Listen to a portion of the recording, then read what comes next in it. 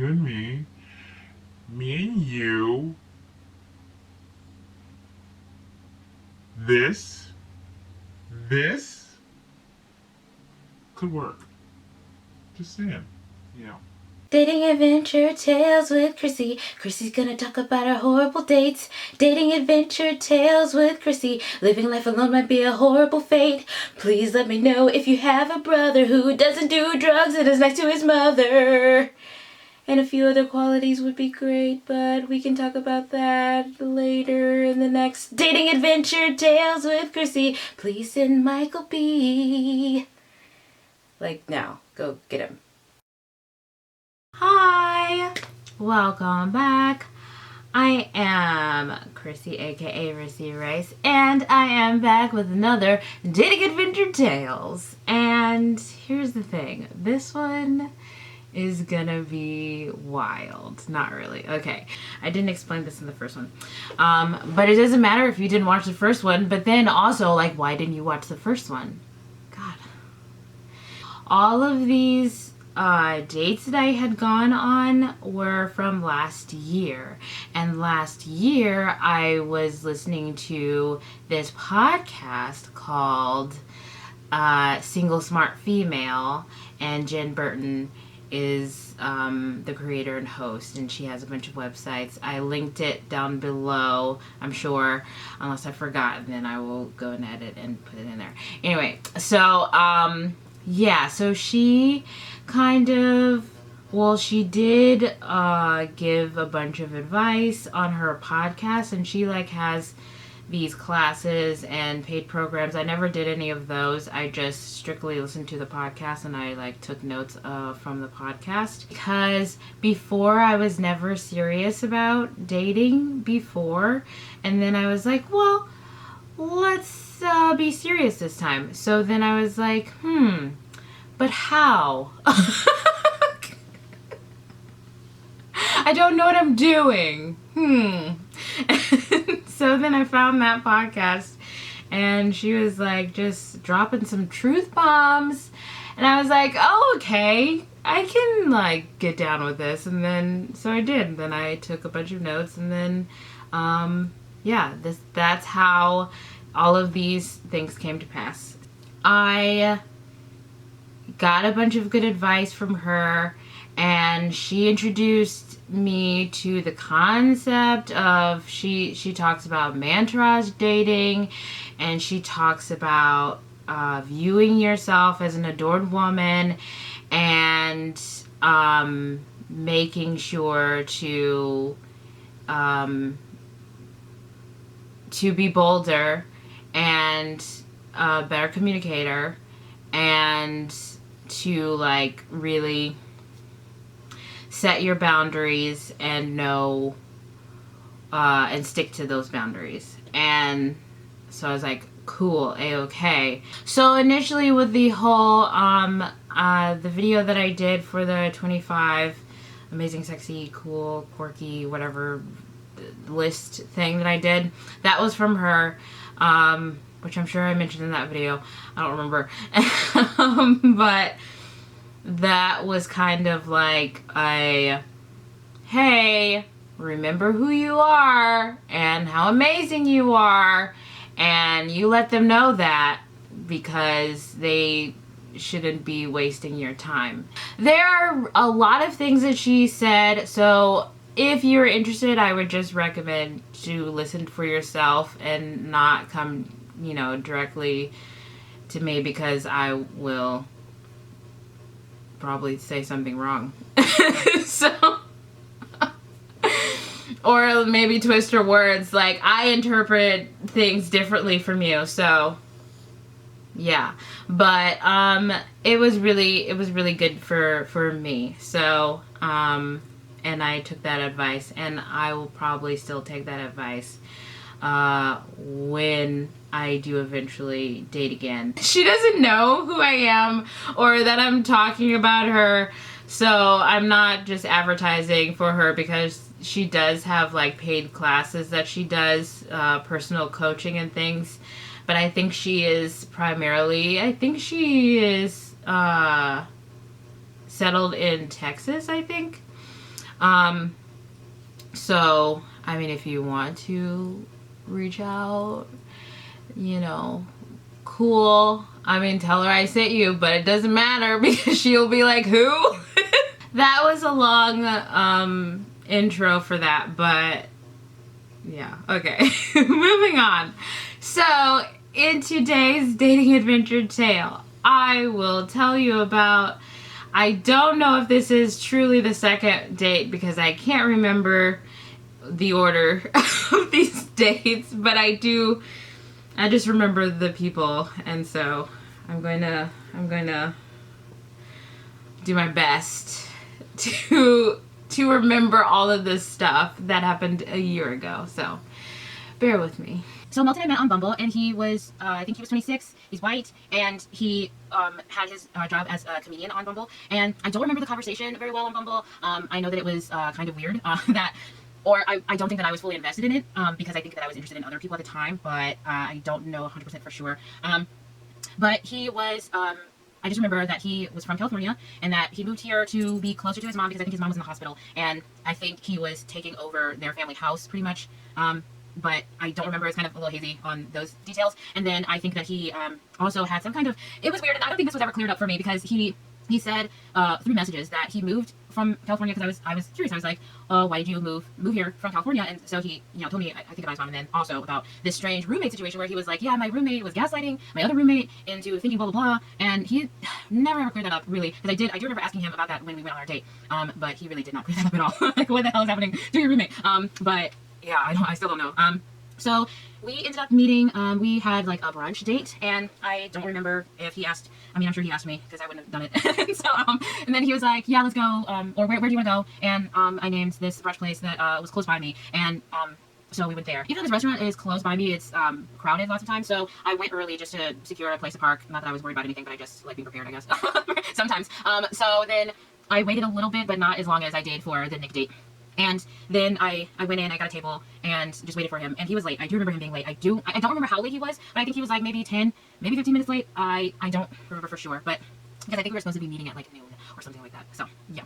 And so I was waiting there, and I was feeling really awkward because I was by myself, and, and it was like an open dining room, and all these people. I was like in the middle of this dining room sitting by myself, and just surrounded by these people. And, yeah, so it was weird. But then he finally shows up.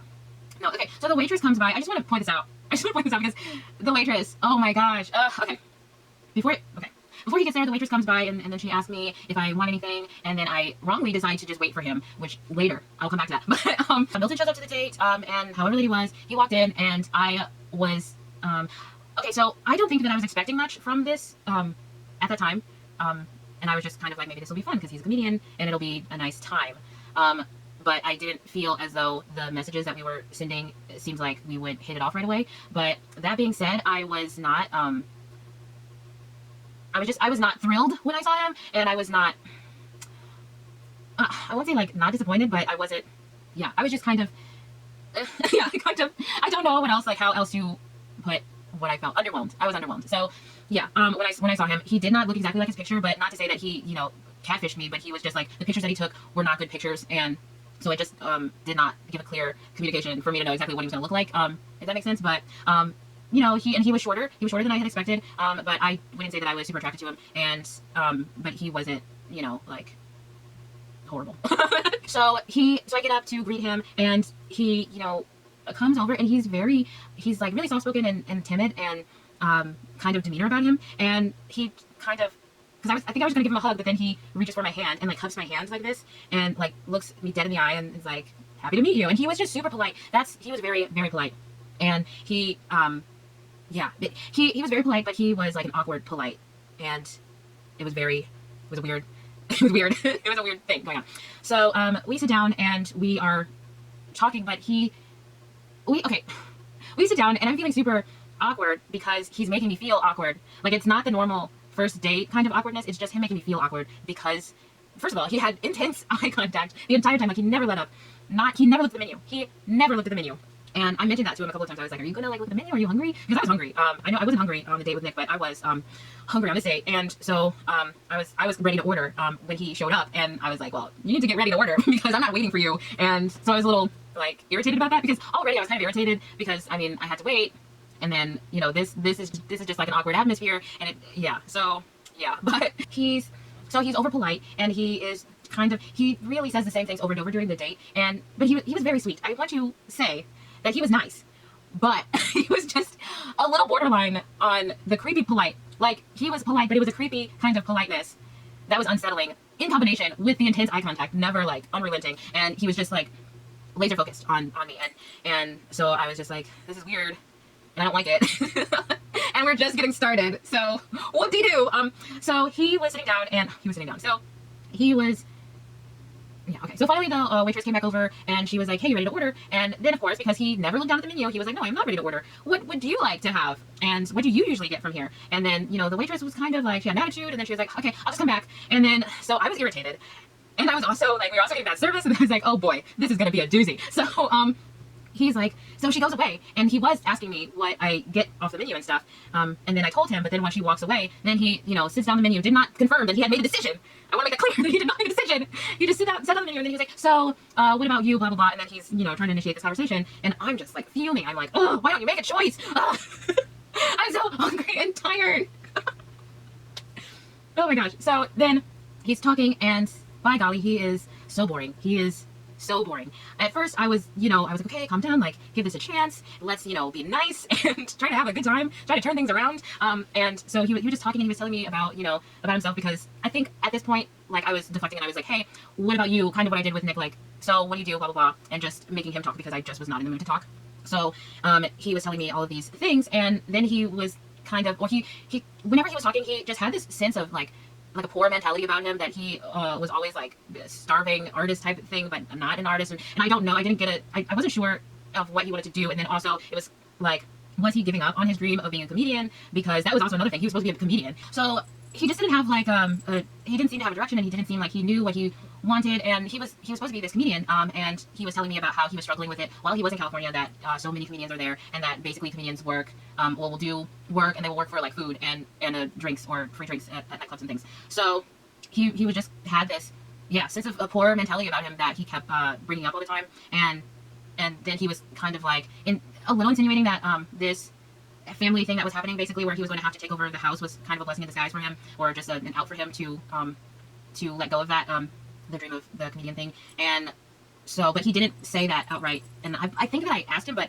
maybe not, maybe just in a roundabout way, maybe, I can't remember for sure, but yeah, so it was just kind of like a lack of hope, just beaten down, but also, he just really wasn't funny to me, and so he did say, he was like, I am not a comedian that is going to be like a racy comedian, like I don't want to be talking, or I don't want to be talking down to people, and I don't want to be belittling people. I think that laughter and comedy should be uplifting for people and bring joy to their lives, and I don't want to be like a misogynistic or racist or any crazy things like that, or homophobic things. So, which, is, admirable, and I liked, what he said, but he wasn't funny, and so it was hard. Like, during the date, I believe he was telling me jokes. I did not get any of the jokes. The jokes were not humorous for me. And I do not think that I genuinely laughed at anything that he said, not once. Like, that sounds really harsh, but it's the truth, and so that's why I'm kind of like, but he was so nice, and yeah, so I just feel bad saying that, but it's the truth. Okay, but anyway, he just was not funny. So the day continues, and I think we finally get to order food. Finally, the waitress finally comes back after 20 minutes since the first time, and I've been, listening to his boring stories, and finally he looks at me again. That's what happens. So then he looks at me again, and he's like, oh, what do you usually get? And I told him again, and then he does not, his eye contact does not leave me. He like sits down the menu and says, yep, that's what I'll have. And then, it's just weird. It was weird. And so then I ordered something different than what I usually get, which was a mistake. Oh God, that was terrible. So terrible service, terrible food, terrible company. I was just not having it that day. Oh geez. Anyway, she leaves. And again, she is not to be seen forever again. And like, I needed a refill on my drink. She did not come. No one came. And the worst part of it, I was witnessing this such horrible service. And so I was fuming. I was just so angry. And then he was just so happy to be here and so happy to be alive. And then me over here is just like, I hate it here. I hate everything. And then just like, so it was just me like, oh God, I can't say anything because he's just super happy and he'll just think that I'm a horrible person, an angry black woman, blah, blah, blah. So I'm just like, okay, great. So I'm just stuck here, being just slowly tormented by everything that's burning around me. Not really, but that's what it felt like. It was just so irritating. So he continues on, and I asked him about his jobs, or what other jobs he had in California. He was telling me, and so he was like, yeah, I worked at Target, I worked at a radio station, I worked at Joe's Crab Shack, I worked at Trader Joe's, and he just like listed off all these jobs. Or I mean, I think he so he was kind of listing off different jobs he had within like different stories of those jobs and stuff. And then the poor kind of mentality came in again, where he was like, he was mistreated, he was underpaid, and he was, you know, blah blah blah blah. And so I was like, yeah, cool, really? Oh, another one? Oh gosh, wow. So 15 jobs? Not that many, but it seemed that way. And yeah, after a while, he listed so many jobs and so many like horrible stories. I was like, so how many jobs have you had? I felt like maybe he was working at the companies for like 3 months and then leaving, and I was like, what's happening with you? Like, what was this like having to do with like some opportunities that were coming up that you had to say no to things or something? So I was just trying to process what was happening, and then, you know, he just kind of gave the spiel like they were mistreating me, and blah blah. So I had to stop, or I had to quit, or what have you. So then he also goes into the story about how he met Kathy Bates while he was working at a hotel. And so that was another job, another weird story. And that was supposed to be a joke in some way, but I didn't get it. Or it just wasn't funny. I don't know. So he just, yeah, he was just, oh my goodness. So I think the food finally came, and it was terrible. I hated it. I think I asked the server to bring something. Or no, I think that the food came, and it was terrible. And then I think I asked for a refill for my drink, and she didn't give that to me for another hour. It was just bad. It was so bad. And so I was eating this food, and it was terrible, and I was so hungry, and I was just like, I don't want this crap. Like, even though I was hungry, I was just like, oh, this is gross. I don't like this. But I didn't want to, I mean, even if I would have asked for something else, I wouldn't have gotten it for another, hour. So it was just kind of like, whatever. Let's just continue and bear with it. Grin and bear with it. So, he came, he like, what did he do next? So he continued talking to me, and he was just kind of, saying stuff. I mean, he was trying to ask me questions, but I was kind of giving him short answers because I was just not feeling it, and I was not happy, and I was just like, you keep talking, and I will just suffer. I will just suffer until this waitress comes over and brings a check, so this can be over. Oh yeah, okay. So he keeps talking, and at this point, like, so with Nick, I will say it was so much easier, and his stories were so much better, and he like had interesting things to say at least, but with this guy, he was so boring, and it was just so hard to concentrate on what he was talking about, and I wasn't really focusing or listening, and I was just like not having a good time to begin with, so I was having such a hard time keeping a conversation going with him, and then also because his stories like always led nowhere. His stories led absolutely nowhere, or to a punchline that fell flat, every single time, and so I would just be like, yeah, so next story, whatever, what you got, keep it coming, with the horribleness. So he was, trying to talk, or he was just talking, and I was trying and at first I was trying my best. I was like, I'm listening, I'm half listening, kind of losing me, now I'm gone. Okay, you talk. And I was making absolutely no effort at a certain point. Like, after our food came, after, like, the instances, like, there are more things with the service that happened that I can't remember, but I know that it was horrible. And so those things were probably on my mind, heavily on my mind, and I was just, like, burying these, like, raging feelings within myself, and I couldn't, like, hold this conversation at, like, the same time. I, like, either had to manage this rage, or I had to hold this conversation, and so I chose to manage the rage. I think that's what happened. But, oh boy, it was tough. So he kept going, and he kept, like, talking, but then there started to be, like, lulls in the conversation, and I wasn't feeling them. And I was just kind of like, you go ahead and do whatever you feel like doing, because, I'm gonna let you know right now, I'm not, okay. Like, if you don't know by now what my body language is saying to you, then definitely, like, I don't know what to say. So he was basically just having a conversation by himself. That's what actually happened. He just continued talking, and there were some lulls in the conversation, in his conversation with himself, but he, picked them back up and kind of asked me some questions, and I was like, and that was my only answer, and then he just continued on, and I was like, okay, cool. But throughout this whole thing, he kind of kept flowering into the conversation. He was like, well, I'm having such a good time with such a beautiful company, and you are just so beautiful, your smell is so beautiful, blah blah blah. And I was just like, yep, thanks, cool, yep. I was not happy. So here comes the fun part, people, if you say this long into the story. So she finally comes back, and she's like, hey, can I take your plates? And I was like, yeah. And then he was like, oh, no, almost. And he was half finished. Like, I won't say he was not eating it slow. I eat really slow. I eat really slow, as I think I mentioned in the last video, but I don't think that he was, like, eating slow necessarily. He was just talking so much that he didn't have time to eat, and I was just like, well, you can eat. Like, it'll just be silence while you're eating. So, and then the waitress, after ignoring us for so long, this whole entire time, then she decides to come back and forth to ask for his plate, and like so many times they, like, numerous of the other waiters, like, came by. A number of the other waiters came by and asked him for his plate, and it was really strange, but I wasn't opposed to them hurrying him up. Which finally, after the third time, I think he did finally just, like, stop and eat all his food, and then gave him the plate finally. And so within that time, he mentioned, no, I was like, hey, did you have trouble parking here? And then he was like, oh no, my sister actually dropped me off here, and she went to go window shop around the area, so she'll be back around to get me. And I was like, huh? Like, you didn't say that. Like, what? Because, I don't know, I was just kind of like, so you're here, and so are you gonna contact her? Like, should you contact her like right now to come get you? What's happening here? And then he was just like, no, it's fine. She's just shopping, he just kept saying she's just window shopping somewhere and she'll be right back. And I was like, okay. But that was what prompted me to talk to him at all, because I was just worried. I was like, so are you contacting her like now?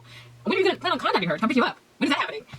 Because in the back of my head, I was just like, is he like expecting me to offer him a ride somewhere after this is over? Because I'm not gonna do it. Like, I don't know you. And then you've been giving me like creepy, intense eye contact this whole entire time. Like, I don't do crazy eyes. I seriously do not do crazy eyes. So this is just like not happening. It's not happening. And I was so glad there was like a brunch date in this the daylight of all these people around, and I was just like, yeah, it was okay. It'll be fine.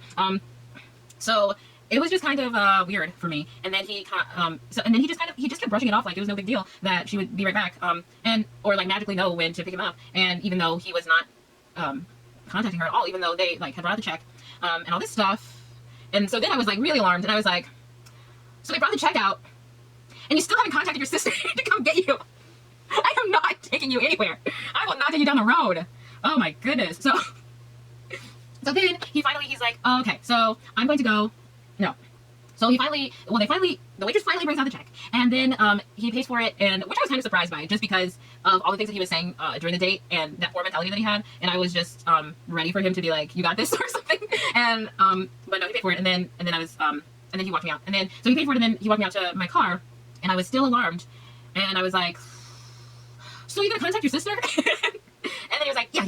I'm gonna shoot her a text, or I'll call her right after this. Okay. And so then after he walks me to my car, and then I'm like, well, thank God this is over. And inside, I didn't say it.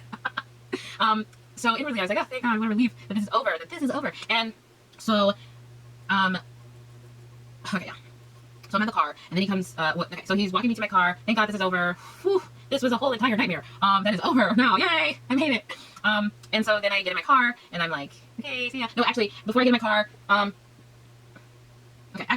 So before I get in my car, I definitely did not want to kiss him at all, and I didn't think that he was going to do that anyway. I forgot to mention, actually, because I forgot to mention before that he was pretty effeminate. So he did not go in and try to kiss me, which thank God, but he did cut my hand again, like he did, and it's just weird. His hands were just like weak and limp and like sweaty and gross. Like had like no strength within his grip, like none, like just like and I forgot to mention, so, and I didn't mention before, but he kind of reminds me like exactly of that painter, Bob Ross, like how he is and how he was so positive and like a little feminine, and yeah, it was just, he had that vibe. He had Bob Ross vibe for sure. And yeah, it was just really yeah, that's what happened. Okay. So after that weird handshake thing again, and then he did the line, I hope your day is as beautiful as you are. Wink, he winked a lot. And then he walks away from my car, and I'm like, over! So I get in my car, and I'm like ready, and I'm kind of like, oh, like sighing in relief, like this is over, like this whole thing, like all this like stuff, just rush relief. And I was just like taking a moment to like just relax in the car, and then I see him in my rearview mirror, and then he's like rushing up to my car again, and I was like, oh no, I thought this was over. No, gosh, no. So then he comes back to my car, and taps on the window, and I'm like, and I think I just rolled down the window, and I was like, hey, yeah, hi, and then he was like, I'm so sorry, I forgot to get your number. And so then he pulls out this prehistoric flip phone thing, and then he pulls out another phone that's like a smartphone, and then he's like, this one's for texting and this one's for internet access, and it was just weird. And I was just like, okay. And I thought that he was just gonna take my number, but then he was like, no, just call me now. And I was like, okay. So then he stood there while I called him, and then he was like, okay, yeah, okay, I'll text you later. Okay, hope your day is as beautiful as you are. And then he left, and I was like, oh, jeez, oh, criminy. What a terrible time. So then I drove off faster than a speeding bullet, because I was like, I'm not gonna have anything like that happen again. Don't come back up and say, oh, I couldn't reach my sister, I need a ride someplace. No. So I left, and not even before I got home, because like I said, this restaurant is not far from me. So he texts me right away and says the same thing. He's like, I had a really nice time, and I hope your day is as beautiful as you are. Like, he just kept saying, like, regurgitating that line in like different forms, and I was just like, yeah, it was something. It was something. So after that, of course, nothing else came of that. I was not going to like go out on another date with that guy, because I was just like, hell's no. That was so excruciatingly long. That was excruciatingly long date. Like, oh gosh. So after that, he did. So after that date, he did consistently try to contact me. He never like tried to call me or anything. I don't think he did. But he did text me quite a few times, and he was just kind of saying the same line over and over again. And then like one time there was a storm that happened, and then he like texted me and he was like, "Are you safe?" And I was like, "Yes." And he was like, "Okay, continue to be beautiful," or whatever he said. I don't know. And then like one time he texted me and he was like, "Hey, I hope your day is going beautifully like you. And just to brighten your day, here's this one comedian. He said Danny Kaye from the Court Jester, and look him up on YouTube and find this, and it'll brighten your day." And he didn't even like send me a link to it. I don't think he did, or maybe he did, and I watched that link. Either way, I looked it up, or I either looked it up or I clicked on the link, whichever. And yeah. I just was not amused for a second because I was just curious as to what it was, and maybe to get a sense of his humor. And it was like this old like 1940s, 1950s comedian, and yeah, I wasn't amused. Okay, it's just not my humor, I guess. And I was just like, okay, that's nice. I don't think I responded to that one, but yeah, I did not. I was barely responding to him because I was just like, nah. So yes, I was guilty of like, I didn't entirely ghost him, like. So I didn't like entirely ghost him per se, but basically I kind of did, but I was like responding periodically, but with the least amount of effort ever, just because I was like, I don't know, just because I hadn't gotten to the podcast lesson of letting people down in a nice way, and then I was just like, well, maybe he'll just like stop contacting me on his own, because I really wasn't interested, and I wasn't giving him interested vibes even on the date, because I was so angry the whole time about the service, and then just how like just boring the date was in general, and so I really thought that he was just kind of gonna like not even try, but he still did, so you know. Whatever. But yeah, this one was not a good date. This one was not. It was not the worst date. It was the most boring. It was probably the longest date, and it was the most boring date. But it was not the worst date. And I will tell you the worst date.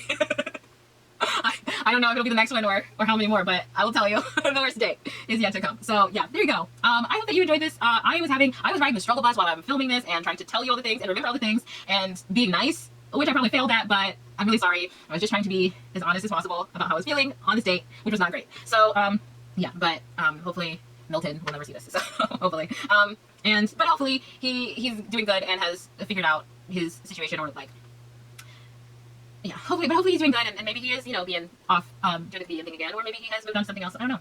Yeah, but like, best of luck, because I certainly know the struggles of the entertainment industry in general. And yeah, it takes a lot of gumption to get going. But luckily I have plenty of gumption. I don't know what I'm doing here anymore. Oh my gosh, please just like stop this. Okay, this is gonna be a nightmare to edit, because there's so many clips in here. Goodness gracious. Thank you so much for watching. Hopefully you enjoyed this. Please let me know in the comments below if you've ever been on the date where the other person was giving you their best material and it just wasn't connecting with you. Please let me know that I am not alone. That I am not. Hopefully I wasn't too mean. But let me know in the comments below. Please like, share, and subscribe if your heart moves you so, and I will see you next time. Bye!